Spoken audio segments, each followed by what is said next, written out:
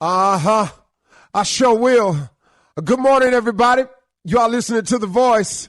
Come on, dig me now. One and only Steve Harvey. Got a radio show.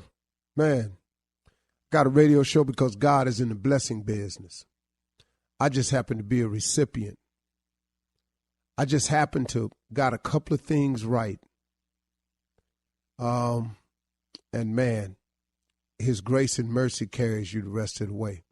All you got to do is get a couple of things right, and then his grace and his mercy will take over.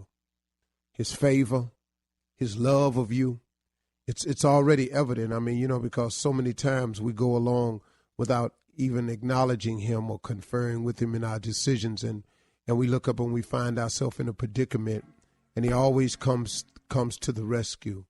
He always manages to show up. He's never too late. He's never 1 minute too late. And so in light of this, today, I wanted to talk to you about something. It's another principle of success that I'd like to share with everybody this morning. And once again, these are not things that you don't know or you've never heard before.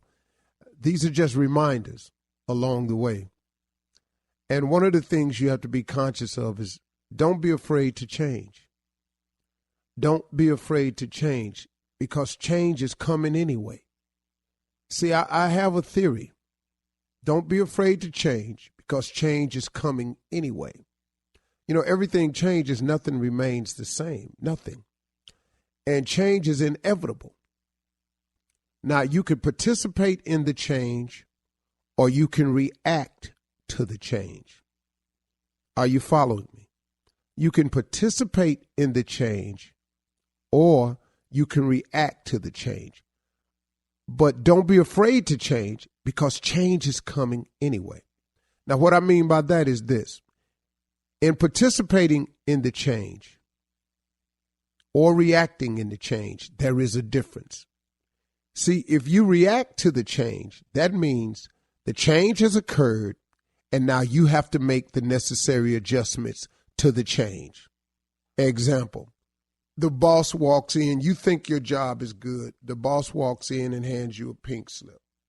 That right there, that's a change.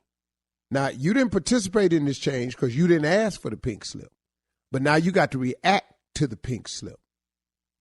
Whenever you have to react to the change, it's an adjustment period. It almost throws you off.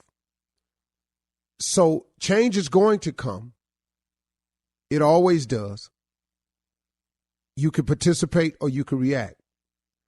Or let's say your boss comes in and hands you the pink slip and you said, you know what?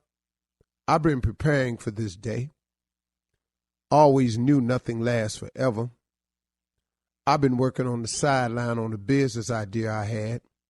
And I had several other applications in around town. I was just holding off to see what was going on. So when they hand you the pink slip, the transition, the adjustment you make is a lot more smoother transition because now you just transition into your new business idea that you've been working on, or you transition into the apps you already had in or the contacts you made, the preparation for when the day they come in there and hand you the pink slip. Well, Steve, what if they surprise you with it? This is just one example I'm giving you. So, let's not nitpick the message. So what I'm saying to everybody is don't be afraid to change because change is coming anyway. So many people are stuck in a rut because of our refusal to change. I was hell bent on a certain thing going a certain way, and this is how it was going to go. Well, that I was thinking didn't really fit. Now, in my own personal experience, this may not be yours, but in my own personal experience, the things that I've had the most trouble letting go of was something I wanted. When I lined myself up with the will of God to ask God what he wanted for me, you understand, those things came a lot more easy to me because it was in the will of God. It was what God wanted me to do too. Okay, Steve, what you mean by that? Okay, here we go. When things were going wrong in relationships for me. What I did was, the biggest mistake I've ever made was, I attempted to fix what was wrong in my relationship outside of the relationship. You feel me? Okay. So I'm out there working my groove like I want to. Well, now guess what? There's a cause and effect for all of that too. Your house ain't going to get better. It can't. And then that leaves room for some other things. And so now when the change come, guess what? I got to react to it now. I got to have a reaction to it. Had I lined myself up in the will of God, the transition may have gone differently. It could have still ended the relationship, but guess what? Some of the pain I was in, I ain't had to go through. I bought a lot on myself. Sometimes you're pursuing a passion of yours. And what God really wants you to do is pursue your gift. So now you're pursuing your passion, right? You're passionate about golf. You love golf so much, you just determined. But now you done messed around. You ain't made it on the PGA Tour yet, and you 45 still talking about, I'm going to play on the PGA Tour. Really? Okay. Maybe you ain't as good as this you think, or maybe you're not as gifted as you think. Maybe you pursuing a passion. Sometimes, man, we have to change. And we have to ask God what is his will. His will is much simpler. It's a simpler road. Not going to be easier. It's simpler. See, when I wake up now, it's simple for me to wake up because I know there are a few things that I have to do. I have to click this mic on. I have to be positive. I have to be inspirational. I have to be informative. I have to be uplifting. Got it. That's what he wants. All I got to do is sit down, close my eyes, ask God to help me be who he wants me to be. And for the most part, he tell me what to say. Now, guess what he's done, though, to create this in me? I went through enough things in my life.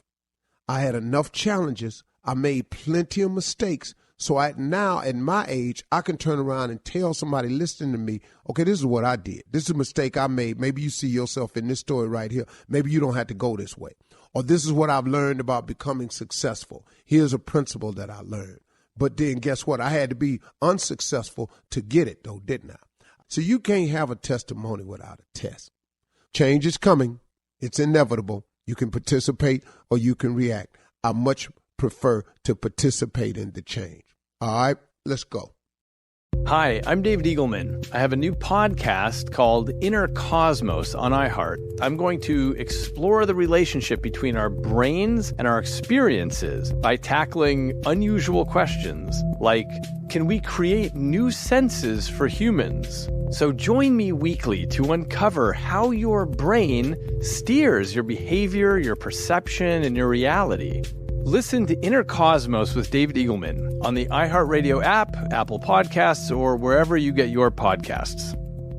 Last season, millions tuned into the Betrayal podcast to hear a shocking story of deception. I'm Andrea Gunning, and now we're sharing an all-new story of betrayal. Ashley Litton was helping her husband set up a business Venmo account when she discovered a terrible secret. I saw a hidden folder, and I opened it. What the hell did I just see? Listen to Season 2 of Betrayal on the iHeartRadio app, Apple Podcasts, or wherever you get your podcasts. Between April 1971 and September 1972, 6 young black girls were snatched off the streets in Washington, D.C. This child was laying on the side of the road. The person said, I murdered your daughter. The killer believed that he may have been seen. I will admit the others when you catch me if you can. Signed, Freeway Phantom.